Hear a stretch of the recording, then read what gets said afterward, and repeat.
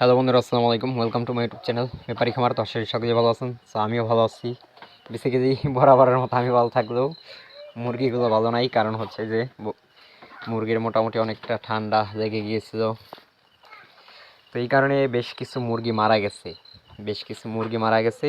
আর দ্বিতীয় কথা হচ্ছে ওদের ঔষধ খাওয়াইতেছি, প্রচুর পরিমাণে ঠান্ডার জন্য ওষুধ খাওয়াইতেছি। মানে প্রথমে নর্মাল থেকে শুরু করে অ্যান্টিবায়োটিক পর্যন্ত অ্যান্টিবায়োটিক খাওয়াইছি। অ্যান্টিবায়োটিকের পরে আর কি নেক্সটে আজকে আবার নতুন একটা ওষুধ দিছি, সেটা আর কি রানিং চলতেছে। তো এই কয়দিন মুরগিগুলো একদম মানে যেটা হয়েছে, মুরগি আপনার ঠান্ডার কারণে মারা গেছে এক কথা, দ্বিতীয়ত ঠান্ডার কারণে ওরা খায় না। এই কারণে হচ্ছে অসুস্থ হয়ে আরও অনেক মুরগি মারা গেছে। খায় না, শরীরটা দুর্বল হয়ে গেছে, এই কারণে মনে করেন আরও অনেকগুলো মুরগি মারা গেছে। আর কিছু কিছু মুরগি দেখি যে অবস্থা খারাপ, সেগুলো জবাই করে ফেলছি। তো এটাই ছিল আমার আপডেট মুরগির। সকলে ভালো থাকবেন, সুস্থ থাকবেন। দেখা হচ্ছে নেক্সট ভিডিওতে। আসসালামু আলাইকুম।